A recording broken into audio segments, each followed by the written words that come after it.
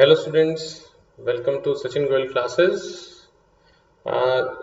कल जो हमने किया था उससे आगे अब हम शुरू करेंगे बात को। और जो है अब इसमें क्या आता है कि हमने बात की थी डाइजेशन इन ह्यूमन बींग्स से अपनी बात शुरू करी थी।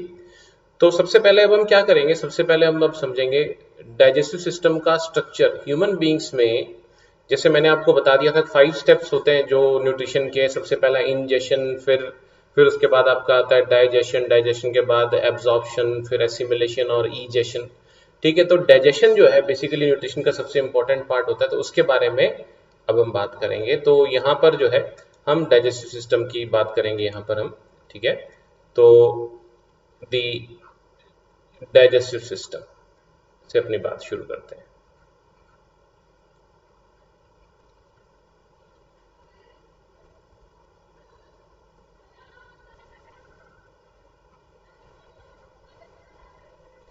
दी डाइजेस्टिव सिस्टम से अपनी बात शुरू करेंगे अपने ह्यूमन बींग्स का जो डाइजेस्टिव सिस्टम है, इसको समझने का अब हम प्रयास करेंगे। ठीक है, तो इसमें क्या चीज आती है आपके पास। सबसे पहले ह्यूमन बींग्स के डाइजेस्टिव सिस्टम का स्ट्रक्चर हम समझते हैं।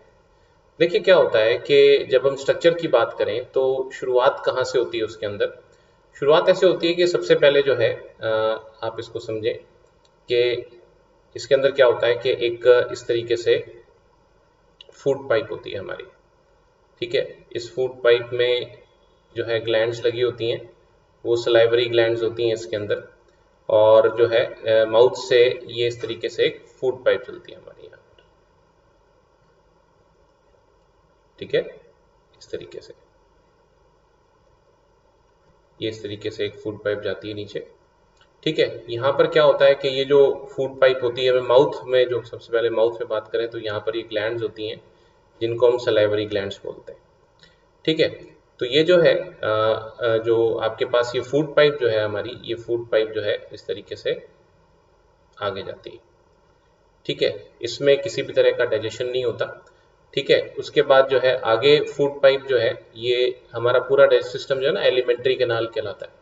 अब इससे आगे क्या शुरू होता है, इससे आगे जो शुरू होता है वो कहलाता है स्टमक। ठीक है, आप जो समझिए इस तरह से एक जो है पाउच लाइक स्ट्रक्चर होता है, इसको क्या बोलते हैं इस तरह से, स्टमक। जो हम खाना खाते हैं वो एक बार स्टमक में ही स्टोर होता है सारा। ठीक है, उसके बाद क्या होता है कि ये जो है स्टमक इस तरीके से ये आगे घूम जाता है, और ये जो हिस्सा है ये कहलाता है हमारा जो है वो है स्मॉल इंटेस्टाइन शुरू हो जाता है हमारे पास। ठीक है, इस तरीके से ये आप समझें स्मॉल इंटेस्टाइन, ये हिस्सा शुरू होता है स्मॉल इंटेस्टाइन का। सबसे पहले इस तरह से घूमता है, ऐसे सी शेप में घूमता है। तो जो है इसमें जब ये घूमता है तो इस तरीके से आता है ये। ठीक है, इस तरीके से घूमता हुआ ये ऐसे आ जाता है। तो ये जो है ना, इसका ये जो घुमा हुआ हिस्सा होता है, ये जो है ये कहलाता है आपका जो है ये जो है ये ड्यूडेनम पार्ट होता है स्मॉल इंटेस्टाइन का। इसमें क्या होता है, इस ड्यूडेनम पार्ट में क्या होता है कि यहाँ पर एक जो है एक वेसल, एक मतलब ग्लैंड होती है जिसको हम क्या बोलते हैं, इस तरीके से इसमें इसके बीच में होती है, इसको हम बोलते हैं पेनक्रियाज। ठीक है, इस ग्लैंड को हम क्या बोलते हैं, पेनक्रियाज। ये इस तरीके से इसमें यहाँ पर अरेंज होती है, ऐसे होती है बीच वाली जगह में, ये पेनक्रियाज होती है। इस पेनक्रियाज में क्या होता है कि इस पेनक्रियाज में जो है एक और डक्ट आके मिल रही होती है जिसको जो है हम हिपेटोपेनक्रियाटिक डक्ट बोल देते हैं। और ये एक्चुअली क्या होती है, ये जो है ये हमारे लिवर से आ रही होती है, इस तरीके से आ रही होती है, कॉमन बाइल डक्ट बोल देते हैं इसको। जो है ये जो है इस तरीके से एक डक्ट आ रही होती है, इसको कॉमन बाइल डक्ट बोलते हैं। ये जो कॉमन बाइल डक्ट है, ये आगे क्या होता है कि हमारा लिवर होता है, वहां से जो है हमारे सिक्रीशंस को लेकर आती है इसके अंदर। अब क्या है कि यहाँ पर जो है आप ये समझ लीजिए, यहाँ पर होता है लिवर इस तरीके से। ये जो कॉमन बाइल डक्ट आ रही है लिवर में से आ रही है, लिवर होता है इस तरीके से।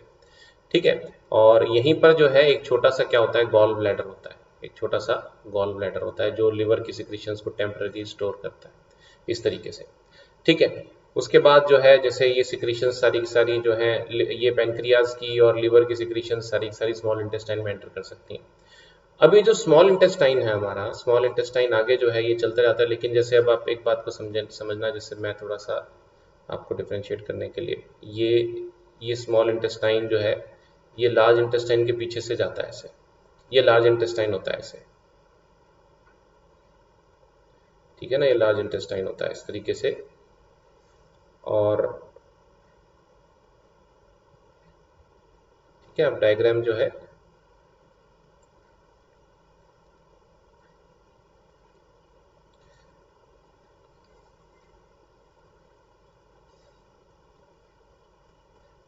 यहाँ पर एक छोटी सी आउटग्रोथ होती है, उसको अपेंडिक्स बोलते हैं, ठीक है। और ये जो है लार्ज इंटेस्टाइन जो है ये इस तरीके से आगे चलता चला जाता है और फाइनली जो है इसमें एक इस तरह से फूला हुआ सा हिस्सा होता है, रेक्टम बोलते हैं उसको, और फिर उसमें ओपनिंग होती है जिसको आप बोलते हो एनस, इस तरीके से। तो ये जो स्मॉल इंटेस्टाइन आ रहा होता है ना, ये स्मॉल इंटेस्टाइन काफ़ी लंबा होता है, ये इसमें इसके पीछे से जैसे मैं आता हुआ दिखा रहा हूँ काफ़ी लंबा होता है, ये काफ़ी उलझा हुआ होता है, आगे आगे ये जो है जिगजैग जिगजैग चलता चला जाता है, धीरे धीरे आगे आगे पतला होता जाता है ये, ठीक है ना, काफ़ी उलझा हुआ होता है, तो धीरे धीरे आगे काफ़ी लंबा भी होता है और ये ऐसे जिगजैग चलता चला जाता है और फाइनली जो है इस तरह से चलता हुआ ये, अभी मैं तो ये हमें तो स्कीमेटिक डायग्राम बनाना होता है, ये फाइनली घूमता घामता ये किस में जाके खुलता है, ये इस तरीके से लार्ज इंटेस्टाइन में जाके खुलता है ऐसे, ये सारा का सारा स्ट्रक्चर होता है हमारे ह्यूमन एलिमेंट्री कैनाल का।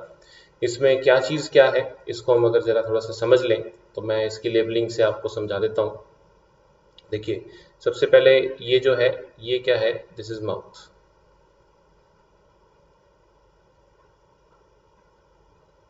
माउथ के बाद ये जो है ये होती हैं सलाइवरी ग्लैंड्स,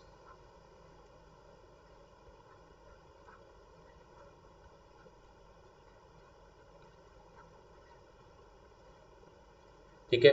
सलाइवरी ग्लैंड्स के बाद ये जो हमारे पास चलता है ये सारा का सारा होता है फूड पाइप, इसको बोलते हैं फूड पाइप, या इसको आप ईसोफेगस भी बोल देते हैं, ओईसोफेगस,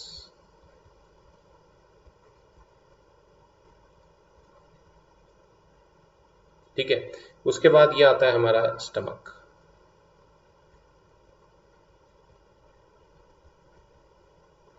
ये जो इधर होता है ये होता है लिवर, ये जो स्ट्रक्चर होता है ये होता है गॉल ब्लैडर,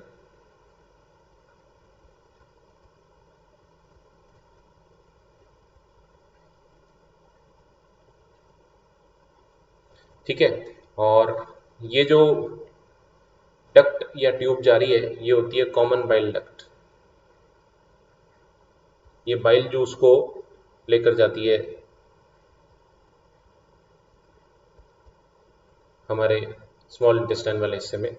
ये जो ग्लैंड होती है ये होती है पैनक्रियाज,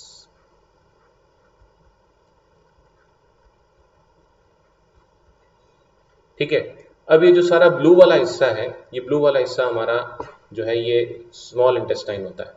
तो मैं थोड़ा सा लेबलिंग की जगह को देखते हुए मैं इसको थोड़ा सा लेबल करता हूँ। जैसे ये वाला जो सी शेप हिस्सा होता है सबसे पहला, 3 हिस्से में आप इसको बना सकते हो। ये सबसे पहले नंबर 1 इसको मैंने लेबल कर दिया, ठीक है। उसके बाद ये थोड़ा आगे थोड़ा पतला हो जाता है लेकिन काफ़ी हद तक चलता है, इसको बोलते हैं, ये नंबर 2 मैंने लेबल कर दिया। और आगे फिर और ये थिन हो जाता है तो इसको मैंने नंबर 3 लेबल कर दिया। तो आप ये समझ लीजिए कि 1 जो है, 1 वाला पार्ट जो है ये कहलाता है आपका स्मॉल ड्यूडेनम कहलाता है, ड्यूडेनम। नंबर 2 वाला जो है वो हिस्सा, ये मतलब है तो सिंगल ही ट्यूब, बस ट्यूब की जो मोटाई है, मतलब जो उसमें जो ल्यूमेन जिसे आप बोलते हैं ना अंदर का जो साइज है उसमें पतला होता चला जाता है, तो उस हिसाब से इसमें हमने ड्यूडेनम मोटा होता है। फिर नेक्स्ट जो है नंबर 2 जेजेनम, उससे थोड़ा पतला होता है, और इलियम काफ़ी पतला होता है। फिर इसमें तीसरा नंबर पे जो आता है इलियम, वो काफ़ी पतला होता है इस तरीके से, ठीक है। तो ये तीनों चीज़ें मिलाकर, ये तीनों चीज़ें मिलाकर जो ये ट्यूब पे बनती है, जो ब्लू रंग में मैंने बनाई है, ये क्या होती है, स्मॉल इंटेस्टाइन। ये हमारे एक्चुअली डाइजेस्टिव सिस्टम का ये सबसे ज़रूरी हिस्सा होता है, और एक्चुअली जो मेजर डाइजेशन होता है वो स्मॉल इंटेस्टाइन में होता है, ना कि स्टमक में। ठीक है ना। तो ये चीज़ आपको थोड़ी सी ध्यान रखनी है कि जो मेजर डाइजेशन होता है वो स्मॉल इंटेस्टाइन में होता है, ना कि स्टमक में। तो मैं थोड़ा सा डिफ्रेंशिएट करने के लिए स्टमक को और रंग से बनाऊँ ताकि आपको पता रहता रहे कि स्टमक कहाँ है। ये हिस्सा स्टमक है, इतना पोर्शन स्टमक है, ठीक है ना। बाकी सारा जो है वो उसके बाद ये स्मॉल इंटेस्टाइन शुरू हो जाता है, ड्यूडेनम, जेजुनम और इलियम।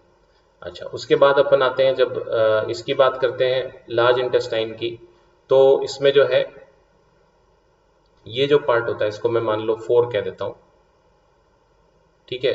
जहां पर कि आप ये कह सकते हैं कि जहां पर ये एंटर करता है, ठीक है। उसके बाद जैसे ये आगे वाला हिस्सा पूरा लंबा जो चलता जाता है इसको मैं नंबर 5 लेबल कर देता हूँ। ये सारा का सारा यहाँ से लेकर ये सारा का सारा पोर्शन जो है ना, ये सारा का सारा नंबर 5 है। और फिर नंबर 6, ये नंबर 6 आता है। तो ये 3 चीज़ें बनाती हैं लार्ज इंटेस्टाइन को। तो अगर मैं इसको लेबल कर देता हूँ 5 सॉरी 4 5 6, 4 5 और 6, इस तरीके से मैं इसको अगर मैं लेबल कर देता हूँ तो 4 5 6 में आपके पास नंबर 4 पर क्या हुआ, ये जो है ये हिस्सा कहलाता है सीकम।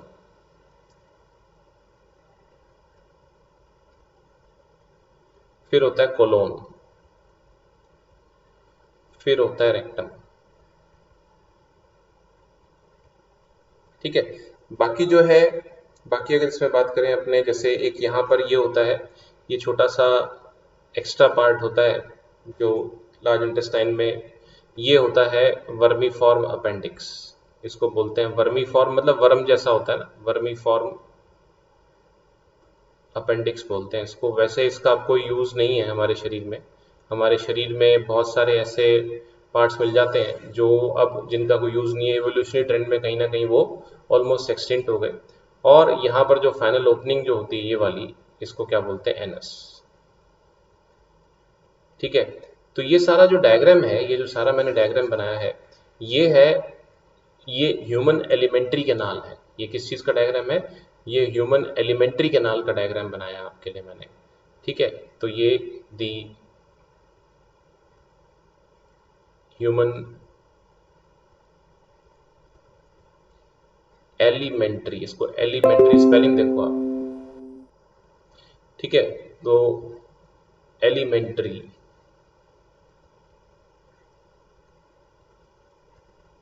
कैनाल, इसको आप मतलब माउथ से लेकर एनस तक की जो पूरा रन है इसको एलिमेंट्री कैनाल बोलते हैं। Alimentary canal and associated glands.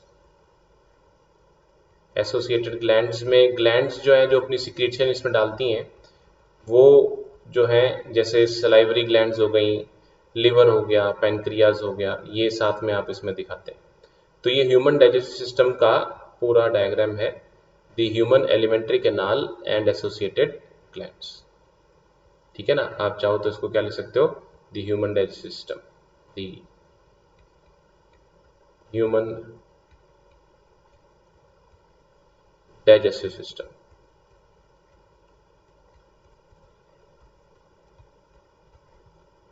ठीक। तो आप इसको इसको ये डायग्राम बहुत बार एग्जाम्स में आता है, तो ये आपको जो है बनाना आना चाहिए। इसमें जो है सारे पार्ट्स जो है, थोड़ा सा हमने एनसीईआरटी से थोड़ा ज़्यादा किया है, इसमें कोई शक नहीं है, लेकिन जो है इतना जो है एटलीस्ट आपको ये डायग्राम बनाना आना चाहिए, ठीक है। तो ये सारी की सारी चीज़ें हैं। ये अब हम क्या करेंगे, देखिए पहले पढ़ते हैं स्ट्रक्चर, फिर हम क्या पढ़ते हैं, फंक्शन। तो अभी हमने क्या स्ट्रक्चर पढ़ लिया डाइजेस्टिव सिस्टम का, अब हम पढ़ते हैं function.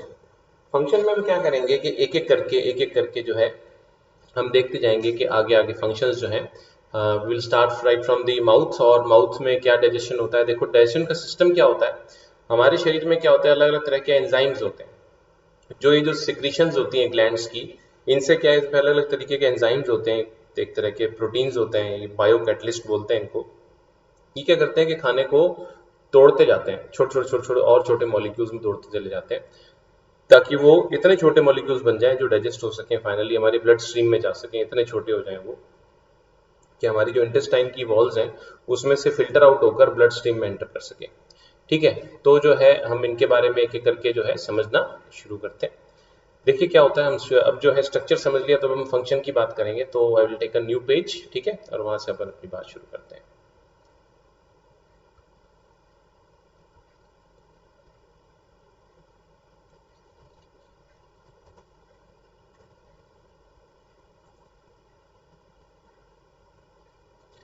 Okay, so let's start. इसमें देखते हैं अपने, सबसे पहले तो इसको अपने वाइट बोर्ड को अपना ब्लैक बोर्ड बना लेते हैं और फिर अब अपन अपनी बात शुरू करते हैं। देखिए क्या है कि सबसे पहले हम बात शुरू करते हैं डाइजेशन इन माउथ।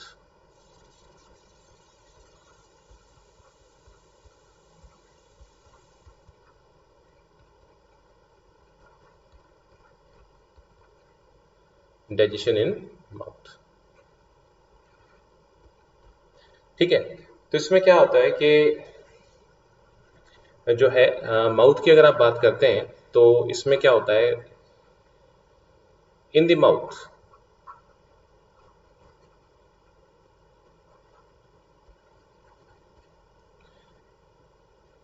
द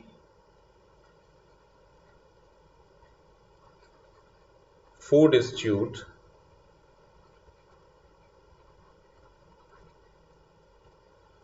ठीक है, उसको हम दांतों से चबाते हैं, ठीक है। और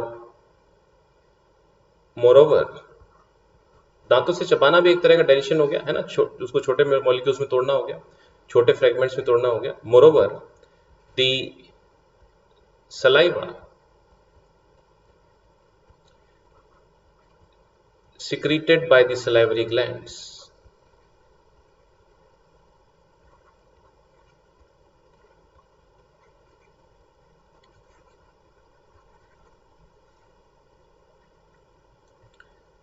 contains an enzyme called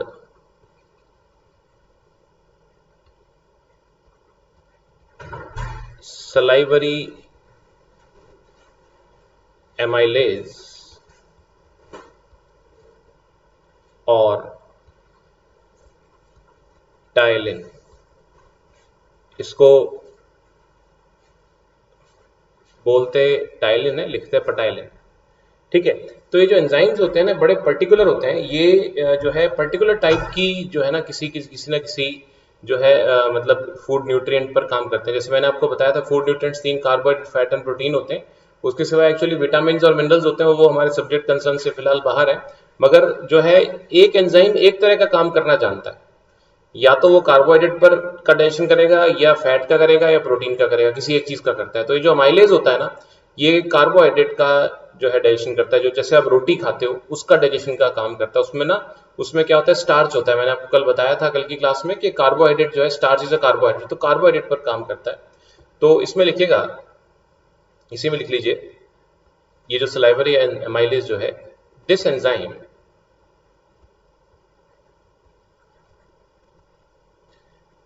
breaks starch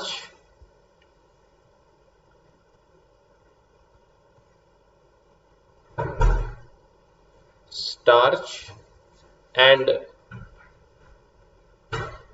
complex carbohydrates, starch and complex carbohydrates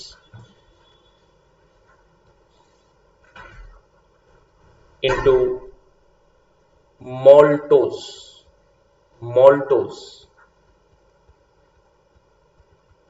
ठीक है ना, छोटे मॉलिक्यूल में तोड़ देता है, उसको क्या बोलते हैं, मोल्टोज बोलते हैं, ठीक है ना। तो ये मोल्टोज क्या हल्का हल्का स्वाद में मीठा होता है, ठीक है। तो इसमें आप लिख सकते हो कि it is due to this reason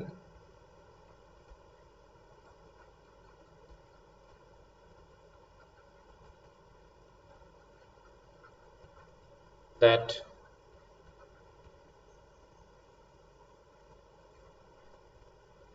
when we eat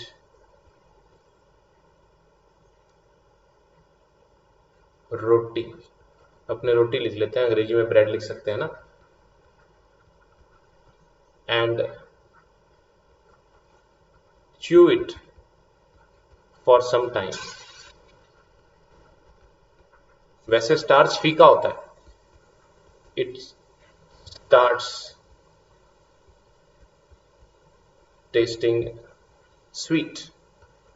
हल्का हल्का मिठास आपको महसूस होगी। अगर कभी आपने ऑब्जर्व किया, रोटी आज ही कर लेना, अभी कर लेना अपने क्लास पूरी अटेंड करने के बाद, कि रोटी का टुकड़ा लेके उसको अगर आप धीरे धीरे चबाओगे, एक रोटी का टुकड़ा लेके अगर आप उसको चबाते रहोगे तो क्या होगा कि वो आपको जो है वो चबाते रहने पर वो आपको मीठा लगने लगेगा। ठीक है, थोड़ी देर बाद मतलब मुंह में रखो, गिटको नहीं उसको, तो आपको उसमें मिठास नजर आएगी। तो ये उसकी खास बात होती है। ठीक है, तो जो है क्योंकि वो क्या होता है कि स्टार्च जो है मोल्टोज में कन्वर्ट हो जाता है। तो आप इसमें जो है एक जनरल, अगर आप जनरलाइजेशन करके अगर इसमें लिखना चाहें तो आप ये लिख सकते हैं कि जो है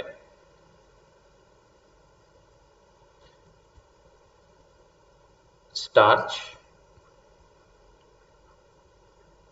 एंड कॉम्प्लेक्स शुगर से मतलब थोड़ी मतलब बड़े बड़े मॉलिक्यूल्स होते हैं, जैसे ना दूसरे और तरह के आप लेते हैं। एरो पर लिख लीजिए आप टाइलिन। ये क्या होता है, हमारे माउथ का स्लाइटली एल्कलाइन मीडियम होता है। मतलब क्या होता है कि हमारे जो एसिड्स होते हैं ना, ये भी बड़े स्पेसिफिक होते हैं, एसिडिक या बेसिक मीडियम में काम करते हैं। आपके जैसे एसिड जो होते हैं वो स्वाद में कैसे होते हैं, एसिड होते हैं स्वाद में खट्टे, ये ध्यान रखना। अभी हम आगे केमिस्ट्री चैप्टर पढ़ेंगे। और बेसिस जो होते हैं वो स्वाद में होते हैं कड़वे। तो मुंह का स्वाद आपका ऑलमोस्ट फीका फीका सा रहता है, तो स्लाइटली एल्कलाइन मीडियम होता है जिसमें टैलिन काम करता है। कभी कभी आप क्या करते हो, जैसे रात को आपने खूब खाया, चॉकलेट केक वगैरह खाया और उसके बाद आप सो गए, सुबह उठते हो तो आपको मुंह ऐसे चिपचिपा, बिना ब्रश किए सो गए, तो सुबह उठते हो तो क्या होता है, आपको मुंह ऐसे चिपचिपा सा लगता है, ऐसा लगता है मुंह में कुछ खट्टा खट्टा हुआ। एक्चुअली क्या, रात को बैक्टीरिया की पार्टी चलती है, तो मुंह में जो, क्योंकि उनको खाना मिलता है तो बैक्टीरिया की पार्टी चलती है, तो उससे एसिड बनता है। ठीक है, वो खाना खाते हैं जब बैक्टीरिया आपका आपके दांतों में चिपका हुआ, तो उससे क्या होता है कि एसिड बनता है, और उस एसिड से क्या होता है, स्वाद आपका मुंह का स्वाद खट्टा खट्टा सा हो जाता है, आपको अजीब सा लगता है। तो इसीलिए कहते हैं कि जो है ना, रात को अगर आप ब्रश करके जो है, बहुत जरूरी होता है सोना। नहीं तो क्या होता है कि वो रात को बैक्टीरिया की पार्टी रहती है तो एसिड सीक्रेट करते हैं। उस एसिड से क्या होता है, धीरे धीरे हमारे जो है जो इनेमल और जो डेंटाइन वाला पार्ट है, जो हमारे टीथ है, उनमें क्या होने लगता है, वो डिजोल्व होने लगते हैं उस एसिड में। और धीरे धीरे जो है, पहले तो आपको ये लगता है दांत में हल्का सा काला सा स्पॉट हुआ, एक्चुअली मतलब क्या है कि आपका जो है दांत अब डिजोल्व होना शुरू हो गया। फिर एक दिन क्या होता है कि जैसे जब आपकी रूट्स में जाके उसको वहां तक पहुंच जाता है वो डिजोल्व होते, तब आपके पेन होता है। तो वो जो है डेंटल कैविटीज या डेंटल कैरीज बोलते हैं, तो वो तभी ज्यादा होते हैं जब आपके मुंह का पीएच जो है एसिडिक ज्यादा रहता है। कोल्ड ड्रिंक्स अगर आप ज्यादा पीते हैं, देखो ये पेप्सी वगैरह अपन पीते हैं, स्वाद में कैसी खट्टी होती है, वो जो है खट्टी कोल्ड ड्रिंक्स वो क्या करती हैं, जल्दी हमारे जो है टीथ को डिजोल्व करने वाला काम करती हैं। तो ये छोटी छोटी सी बातें ध्यान रखनी चाहिए। तो स्टार्च एंड कॉम्प्लेक्स शुगर को किस में कन्वर्ट कर देती हैं, ये मोल्टोज में। मोल्टोज नाम का है, ये भी कार्बोहाइड्रेट है, मगर ये मोल्टोज मतलब ये समझ लो काफी लंबी चेन होती है मॉलिक्यूल्स की, ये दो दो मॉलिक्यूल्स की चेन होती है, तो ऐसे हो जाता है। ठीक है, तो ये आपके पास हो गया। अब आपके सबसे पहले क्या हो गया कि जो है ये माउथ में डाइजेशन हो गया आपके पास। अब माउथ में डाइजेशन के बाद क्या होता है इसमें, कि अगर अपन बात करें जैसे कि ओके, कि इसमें माउथ में डाइजेशन के बाद क्या होता है, खाना कहाँ जाता है, the food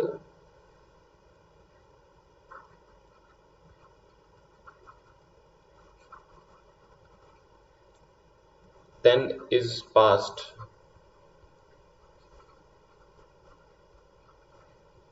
to the food pipe. खाना जो है वो फूड पाइप में पास हो जाता है। फूड पाइप को क्या बोलते हैं, ईसोफेगस, जिससे खाना, वो नलकी जिससे खाना क्या है अब आगे हमारे जो है स्टमक में जाएगा। ठीक है, तो ईसोफेगस की बात करते हैं अपने।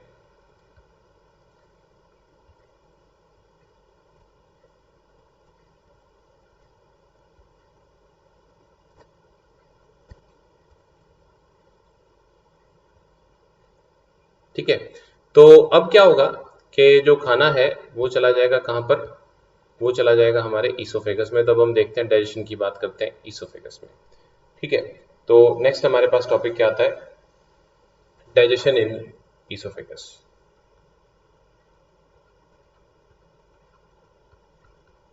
डाइजेशन इन ईसोफेगस, ईसोफेगस या फूड पाइप जिसे आप बोलते हैं, उसमें डाइजेशन की हम बात करते हैं।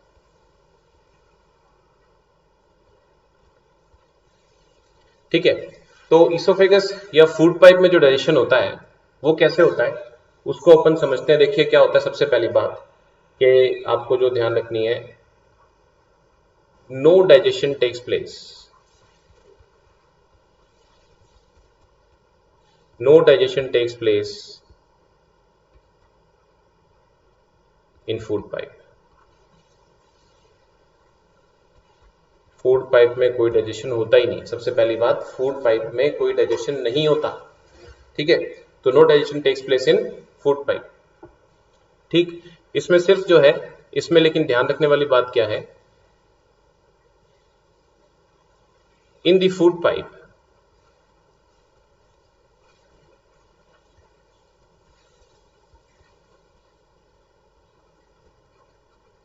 rhythmic contraction and relaxation movements takes place।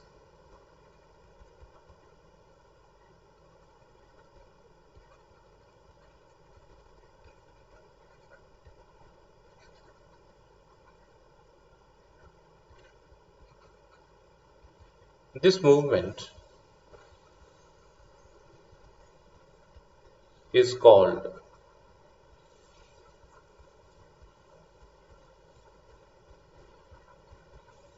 पेरिस्टॉल्सिस। पेरिस्टॉल्सिस बोलते हैं या पेरिस्टॉल्टिक मूवमेंट्स।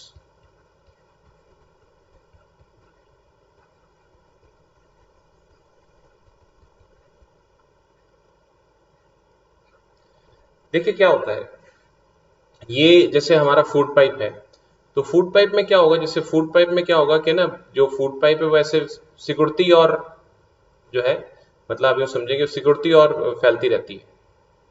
ठीक है, तो ऐसे सिकुड़ने फैलने से क्या होता है कि जो हमारा जो खाना होता है ना, वो खाना जो है ऐसे गोल गोल सी बॉल में बन जाता है। ऐसे गोल गोल सा जब आगे जाएगा आप स्टमक में, जैसे गोल गोल सी बॉल बन जाता है। क्योंकि इसमें क्या है कि ये खाने को एक तो जो है वापस जो है मुंह में आने से रोकता है, और दूसरा क्या है कि आगे जब ये स्टमक में पुश करता है खाने को। ठीक है ना, ये चीज आपको ध्यान रखनी है। तो ये जो है, ऐसे में क्या होता है कि खाना जो ऐसी गोल गोल सी बॉल्स बन जाती हैं, ऐसी गोल गोल सी बॉल्स सी बन जाती हैं, और इनको हम क्या बोलते हैं, bolus. These are called bolus. पर कोई डाइजेस्टिव एंजाइम नहीं होता ईसोफेगस में, किसी तरह का डाइजेशन नहीं होता, ये आपको ध्यान रखना है। तो इसमें आप लिख सकते हैं कि जो है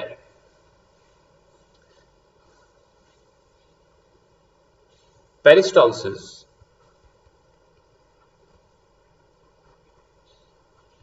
prevents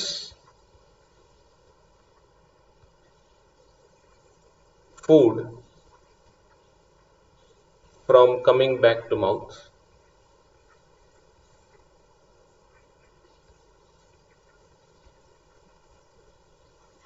and pushes the food into stomach। खाने को स्टमक में धकेलता है। ठीक है, और due to पेरिस्टॉल्सिस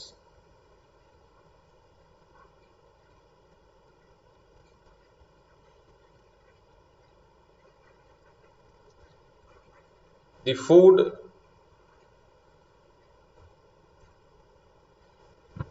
takes shape of sticky balls, चिपचिपी सी, जैसे क्योंकि सलाइवा मिक्स होता है ना, गोल गोल सी बॉल्स बन जाती हैं, कॉल्ड बोलस। इसको क्या बोलते हैं आप, बोलस। ठीक है ना, तो अब जो है यहां से जो है फूड पाइप में आपको ध्यान रखना है, नो डाइजेशन टेक्स प्लेस, कोई डाइजेशन नहीं होता। ये सबसे जरूरी बात है, गलती मत कर देना कभी कोई, क्योंकि कोई डाइजेस्टिव एंजाइम होता ही नहीं इसके अंदर। ठीक है ना, और अब जो है खाना कहाँ जाएगा, फूड पाइप से अब खाना आप समझ सकते हैं कहाँ जाएगा। The food is then transferred into the stomach from the food pipe.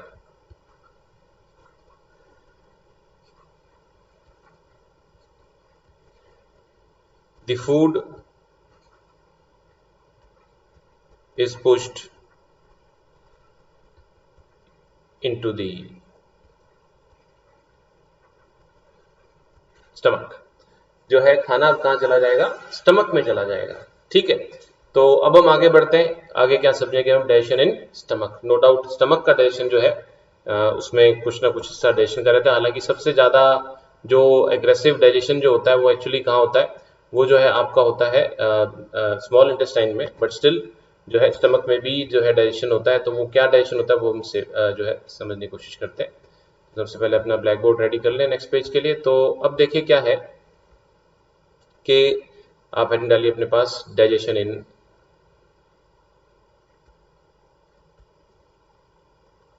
Stomach.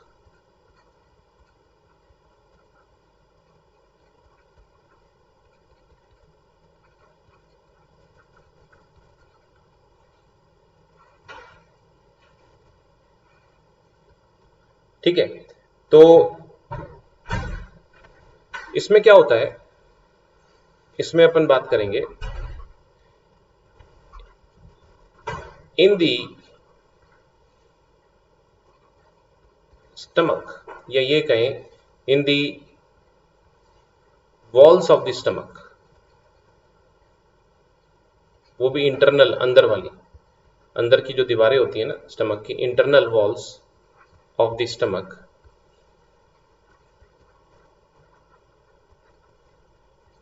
There are glands होती हैं जिनको हम क्या बोलते हैं, gastric glands.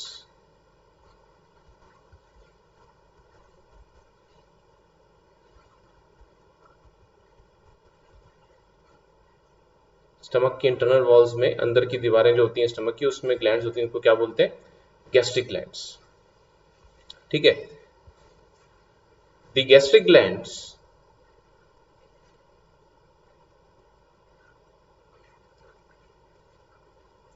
The gastric glands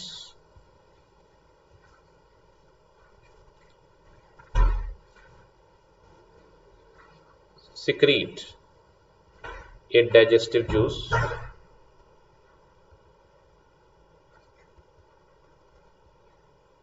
called the gastric juice।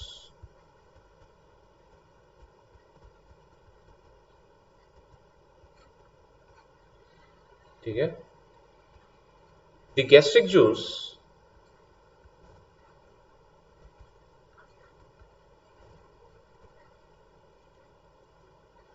contains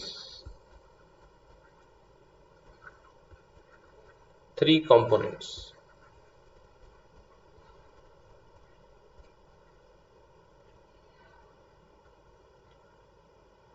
number 1 hydrochloric acid,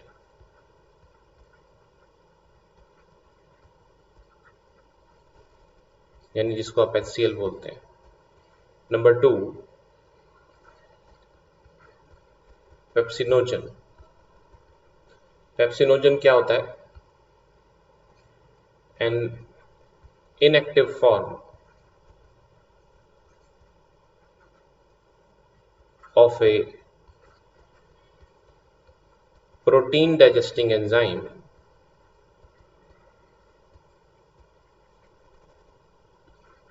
called pepsin. ये pepsin active होता है, पेप्सिनोजन इनएक्टिव होता है। बाद में क्या होता है, स्टमक में सिक्रीट, पहले तो सिक्रीट होता है तो ये पेप्सिनोजन ही होता है। बाद में एसिड के कांटेक्ट में, HCl के कांटेक्ट में जब आता है तो ये पेप्सिनोजन से पेप्सिन में कन्वर्ट हो जाता है, जो कि एक्टिव फॉर्म होती है। ठीक है, और जो तीसरी चीज होती है इसके अंदर वो है म्यूकस। ठीक है, इस तरीके से क्या होता है कि इसके अंदर जो है 3 जो है मेजर चीजें होती हैं। चौथी जो है मैं अब आपको थोड़ा सा एडिशनल बता रहा हूँ, ये हालांकि एनसीईआरटी में नहीं है, तो आप जो है इसमें साथ में ऐसा करिए कि यहाँ पर आप जो है 3 कंपोनेंट, चलो अपने उसको बाद में ही बात करेंगे कि जो है एक और भी चीज जो है इसके अंदर सीक्रेट होती है, उसको रेनिन बोलते हैं, वो अपन अलग से लिख लेंगे। एक बार जो एनसीईआरटी कंपोनेंट है उसी के हिसाब से अपन लिख लेते हैं अपने पास। तो ये जो 3 चीजें हैं ये जो है अलग अलग जो है काम करती हैं। तो हम इसको जो है एक एक करके अपने इसको ऑब्जर्व करने की कोशिश करेंगे, ठीक है।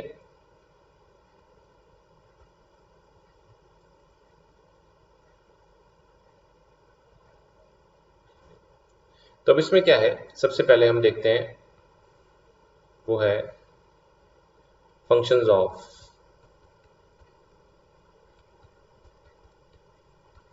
HCl।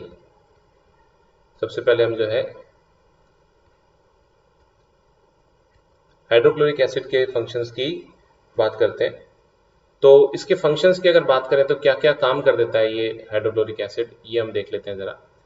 देखिए क्या, एक तो जैसे जो है it makes food acidic,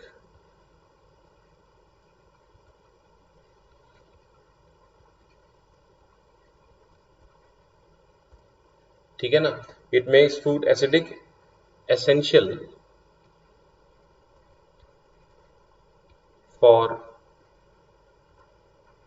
activity of enzyme, ये वाला एंजाइम कॉल्ड पेप्सिन। पेप्सिन की एक्टिव होने के लिए, क्योंकि वो पेप्सिनोजन के फॉर्म में सिक्रीट होता है, तो पेप्सिनोजन से पेप्सिन बनने में ये जरूरी चीज आती है। दूसरा, इट किल्स जर्म्स। कोई अगर जो है खाने में साथ में जो है कोई बैक्टीरिया जर्म्स वगैरह आ जाते हैं, उनको भी जो है मारने का काम करता है, ठीक है। उसके बाद जो है इसमें जो है ऑल्सो एक चीज और जो होती है, ये जो है ये क्या करता है कि इट डिसॉल्व्स मिनरल सॉल्ट्स। कई खाने में हमारे कई तरह के नमक वगैरह आ जाते हैं, जैसे मिनरल्स जो होते हैं ना, वो इसके साथ डिसॉल्व हो जाते हैं और छोटे आयंस वगैरह में टूट जाते हैं। तो ये जो है HCl का जो मेन फंक्शन होता है वो ये होता है, ठीक है।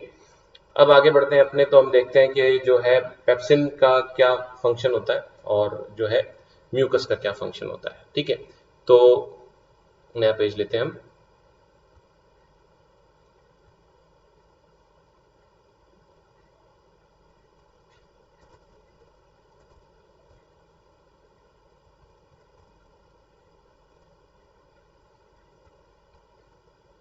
ओके, तो अब क्या होता है कि जो है इसमें अपने देखें कि जो है function of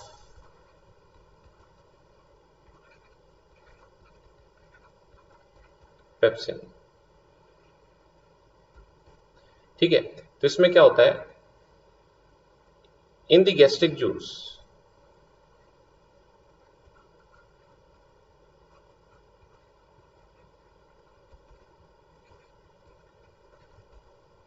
pepsin is secreted in its inactive form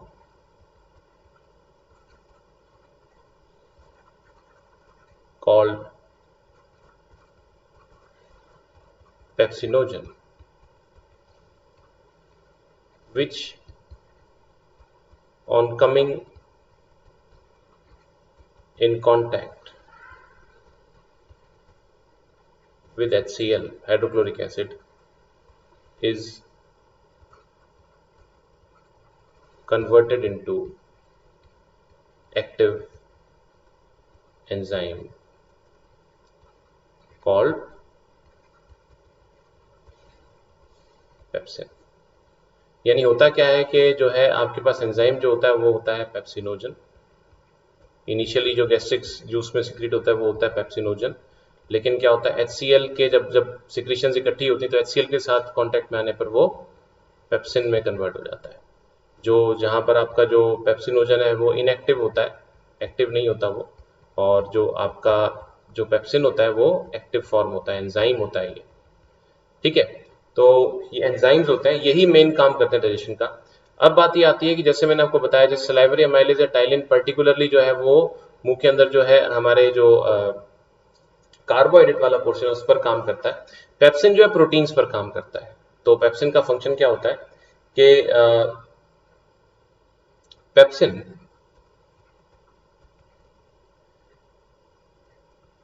is an enzyme that acts on proteins. It breaks the proteins. कल मैंने आपको बताया था प्रोटीन्स कहाँ से हमें मिलते हैं, जैसे खाने में जो है मीट हो गया, फिश हो गया, मिल्क हो गया, पनीर हो गया, चीज हो गया, पल्सेस हो गई, इस तरह की चीजों में ये प्रोटीन रिच कंटेंट्स होते हैं इसके अंदर, ठीक है। It breaks the proteins present in food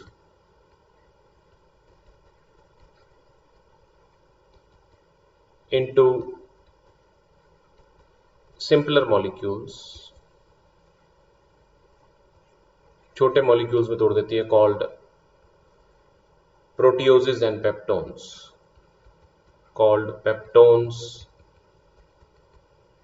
and proteoses। तो होता क्या है इसके अंदर कि जैसे आप अगर बात करेंगे कि जो आपके पास प्रोटीन्स होते हैं उन पर जब ये पेप्सिन काम करता है, और पेप्सिन काम करता है एसिडिक मीडियम में, क्योंकि खाना कैसा हो जाता है, HCl की प्रेजेंस में एसिडिक हो जाता है। तो ये क्या बन जाता है, प्रोटीन से क्या बन जाता है, प्रोटियोसिस और पेप्टोन्स, दो तरह के छोटे और मॉलिक्यूल्स बनते हैं, पेप्टोन्स प्लस प्रोटियोसिस, ठीक है। इस तरीके से पेप्टोन्स और प्रोटियोसिस बन जाते हैं। तो ऐसे करने पर क्या होता है कि जो है खाना जो है पेस्ट जैसा सा बन जाता है, तो वो जो है इसको, उस खाने को हम बोलते हैं काइम, ठीक है। तो इसमें आप लिख सकते हो this partial digestion of food in the stomach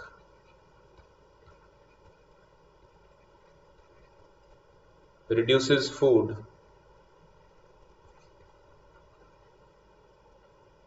to a paste-like form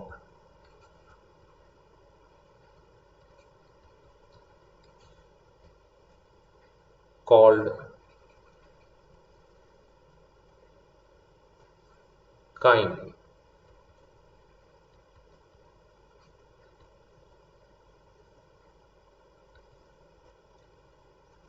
which is now transferred to the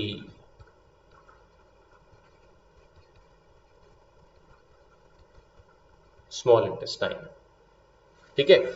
तो ये जो है यहां तक का डाइजेशन हमारा कितना हो गया, ये हो गया जो कि हमने कर लिया, स्टमक तक का हमने डाइजेशन देख लिया। इसमें एक पॉइंट स्टमक में एक्स्ट्रा है, वो मतलब एडिशनल है, वो मैं आपको चलो अब नेक्स्ट क्लास में बताऊंगा। आज आप इसी को पढ़ें, इसी को समझें, सारे नोट्स बनाएं और अच्छे से इसको याद करें। Hopefully you are enjoying everything. Soon we will be in live format, पर उसके लिए भी जरा हो सकता है कि 2 से 3 दिन अभी हमें और लगे। अंटिल देन आप टच में रहें और अपने इन वीडियोस को ध्यान से देखते रहें, और फिर जो है soon will be live. Okay, so bye bye for today, Tata.